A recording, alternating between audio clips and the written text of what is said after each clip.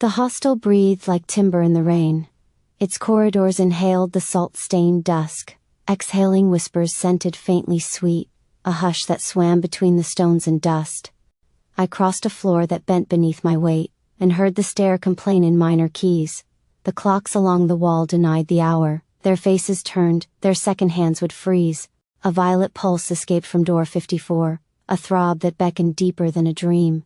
The brass was warm as though a heart within beat slow beneath the grain of flaking paint. I pressed my palm against the swollen wood. The hush grew thick, the hallway seemed to tilt.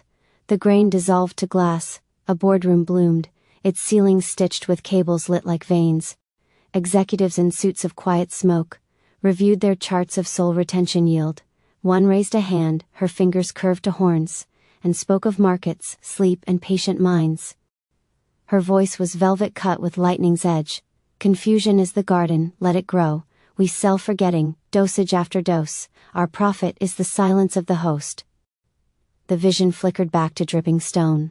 The hostel kitchen hummed with distant bells. A poster on the fridge began to crawl, its letters breathing promises of rest. The snake and moon insignia gleamed and writhed, a lullaby of science, trust and sleep. I felt the film of waking start to tear, and knew the tape would keep what I could not. The stairwell wound like ink within a shell, its treads were dark with salt and candle soot.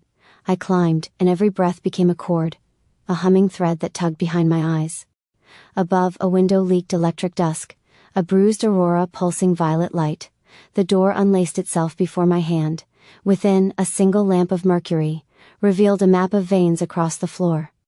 A desk of glass and wires performed a tune, soft metrics rising, falling, breathing slow. Behind the glow, a figure stirred and spoke. Your passport, traveler, is made of sleep. We stamp the mind, not pages in the dark. The world requires forgetting to endure. Will you assist us or remain awake? Her voice was rain that struck on copper roofs. I watched the shadow twist from skin to flame, horns bending like the tips of tuning forks. A second figure, masked in smoke and silk, displayed a graph of dream harvest yield. Its numbers neat as stars in winter air. The charts began to ripple into runes. I felt the hostel's kitchen call me back, the smell of citrus peel and iron mugs. But still that humming thread would not release. It sang my name in 5 relentless beats, and promised truths too thin to tell apart. The hostel kitchen breathed a fog of tea. Steam curled like script along the copper pipes. Through hissing kettles drifted whispered songs, a dozen tongues entwined in shadowed chords. I pressed a palm to counter slick with night, and felt the hidden heartbeat of the floor. A sudden hush. The tap began to drip. Each drop struck glass and blossomed into light. The letters on a poster came alive, their slogans writhing, trading place with stars. Restful dreams for all. Yield of souls increased. The snake and moon sigil exhaled a sigh.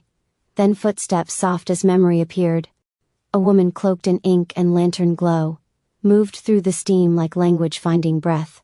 Her eyes contained a library of dusk. She spoke my name before I'd offered it, each syllable a bell behind my ribs. I am Iris, she said, and you are meant to see. The choir bends the body into sleep. They dose the world in music and in pills. Forgetting is the tax they make us pay. You walk between the veils because you must, a witness to the arithmetic of loss. The kettle shrieked, a sudden silver blade. The hostel lights collapsed to violet haze. I felt the hallways ripple into tides, each door a different century of dream, and in that tilt of gravity and glow, I heard the choir rehearsing for the end. Steam thickened, curling round the rusted pipes. The kettle's wail thinned out to trembling hush. Iris poured water into cups of slate, her motions slow, deliberate as tides. The scent of bergamot and burnt orange folded the kitchen into velvet dusk. She slid a cup toward me and said, "You walk like someone carrying a map.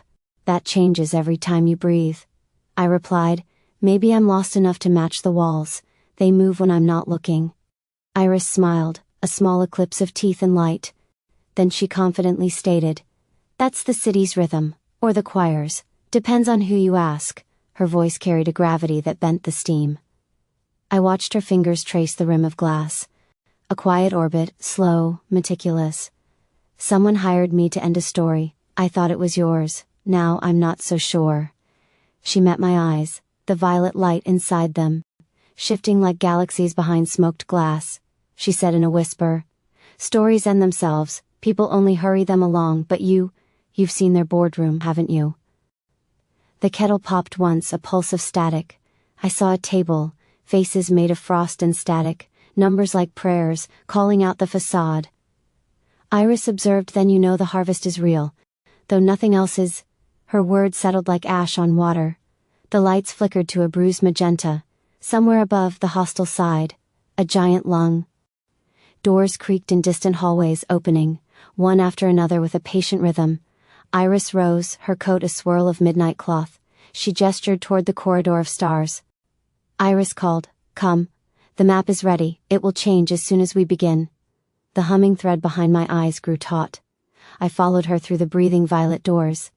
Each step a heartbeat, 5 soft beats to the bar, leading us deeper into the music of forgetfulness. She put the tape back in the VHS to erase and re-record, and with a tear I said goodbye to freedom.